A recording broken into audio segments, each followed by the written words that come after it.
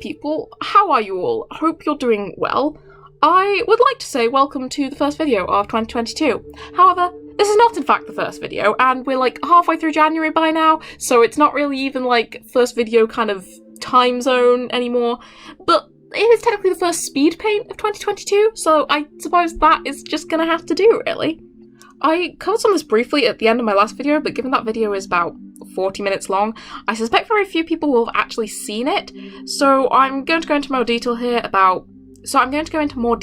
about hopefully what 2022 has in stock for me and my art and what I'd like to achieve and all that good stuff.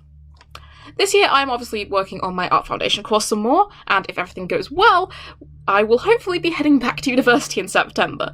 Which obviously means lots more class-specific work is going to be happening. I'm drawing dragons at the minute, it's amazing, but also it means a lot of traditional art, which I'm not very good at photographing or editing or turning into videos at all.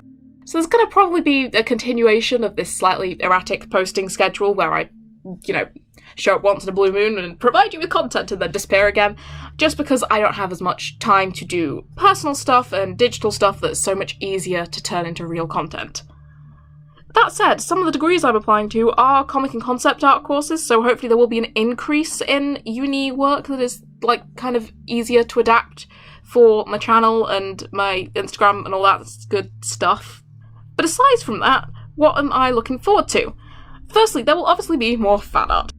I've always tried to refrain from doing too many drawings for any one fandom at a time, so people don't mistake me for a purely fan art account, and also because I tend to have kind of short bursts of obsession with particular fandoms, which then cool off to kind of, oh yeah, I saw that once, it was good, after a while, and so I go from making tons of content to barely any content, and I don't want people following me for particular fandoms thinking that I'm going to continue in that fashion, and then I just never pick it up, and everyone gets disappointed because I lose followers, and they don't get fan art.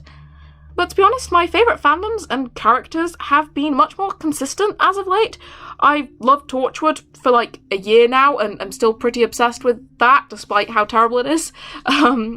Kakashi and Guy continue to be my favourite ship of all time, and I've actually not drawn them since August, so I need to pick that back up. And I've grown very attached to Good Omens too, which is, only being encouraged by the fact that season 2 is coming out soon, and I've just got the full cast audiobook, and so whilst that does kind of mellow off a bit more, there's so much content coming out that it's I'm gonna be really obsessed with that again in 5 minutes. And so I may relax my self-imposed fan art rules a little bit this year, because to be honest, the characters deserve it, you guys deserve it, I deserve it, and it's just all good all around. In terms of my characters, I am hoping this summer I might actually make some real inroads into my comic. I'm not holding out hope to get any of it actually posted because of all the uni work I've got on, but some real progress that I don't want to redo 5 minutes later is the current aim. I'm setting the bar low, and so hopefully I will be able to achieve that. And speaking of my comic, I've also been working on keeping a habit of doodling and taking notes whenever a story idea strikes me. For the longest time, I only really had 2 story ideas I wanted to play with. In fact, for the longest time, I only had 1, and then I decided to do the Arthurian Knights thing to, make a smaller comic, and it kind of exploded. But now I have so many more ideas and little notes and doodles, and I'm having so much fun just taking tropes or certain dynamics I really like and expanding it and going, how can I make a story out of this? It's loads of fun.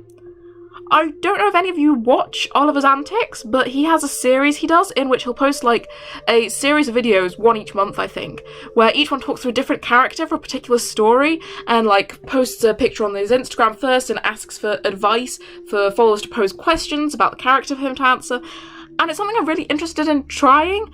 Of course, it would require a little bit of audience engagement, so I may need to wait for my Instagram to grow a little first, but I would really love the chance to share all my crazy inventions with you guys, and it seems like a really good format to do it in.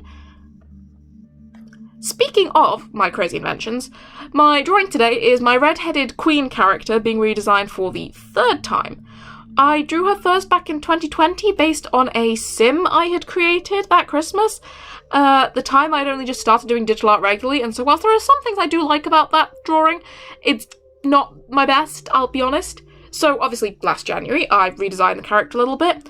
My big thing that year was worrying about backgrounds and lighting, and that was what I tried to improve on most.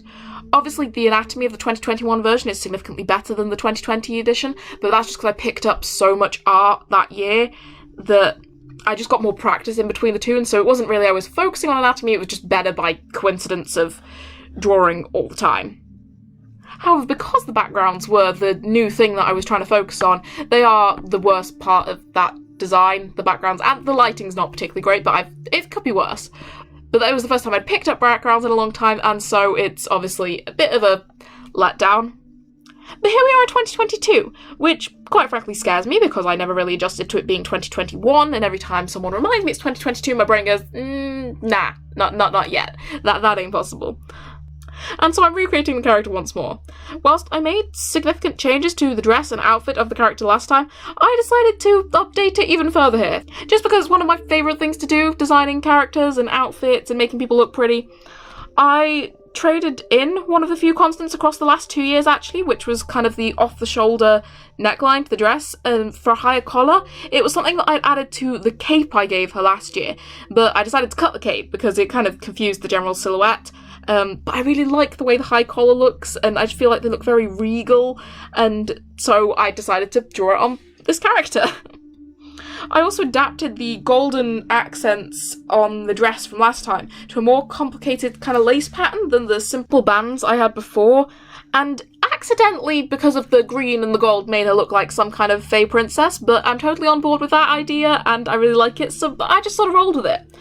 In fact, I rolled with it so much that I ended up copying it into my comic sketch folder and recolouring it to match Nimue, who's one of my characters, because the magic lady vibe was just so strong that I was like, right, Lady of the Lake, here we come. I'll put that on the screen somewhere. However, some things I did keep from the last version. As always, the red hair, green dress, gold eyes combination is, like, it just looks really cool. I mean, it's because of some colour theory thing that I don't know the technical terms for, but it looks real cool, and it's really striking, and it's kind of what draws me back to this character, to be honest. And I also decided to keep the staff that I gave her last time, and actually I kept it the blue colour that I changed it to last time, just because there was a lot more blue in last year's, and I felt like that was sort of missing here. And so I added blue to the magic effects as well, because I was just trying to tie everything in. However, the staff this time is much more clearly magical than it's ever been before. In fact, I'm not sure it was at all magical before, which is probably just because I've been watching The Owl House a lot around the time I decided to make this, and it kind of put me in the mood to draw some, like, powerful magic witch lady. So I did. I made an awesome, powerful magic witch lady, and I'm very happy with that decision. I also made quite significant changes to the background of this piece compared to last year. To be perfectly honest, my complex backgrounds have not really come along far enough to draw a more contextually appropriate background than last year, without me spending 6 years trying to get the medieval look right without it being too flat. So instead I just used some pretty gradients and some magic effects to make it look simpler, but hopefully kind of better executed and cleaner looking. Once again, I used blue for the magic effects just so it would, like, tie in with the staff, and I put some green accents in to match the dress, and it kind of reminded me of the Northern Lights a bit, so I went, you know, chuck a dark background on here, and now it looks kind of, I don't know, it's got a vibe, I think. Obviously, as with any piece, there are admittedly still things about this drawing that could do with some improvements, particularly the shading, I think, but I'm really happy with how it turned out. And I'm really looking forward to trying this exercise again next year. Hopefully I'll find a way to make her look less flat. You never know. And with that said, I hope you all enjoyed this video. I hope you're looking forward to 2022 on this channel. I'm definitely going to need some ideas at some point for, like, a 200 subscriber special. So yeah, leave a like and subscribe if you can, and I'll see you all very soon. Bye.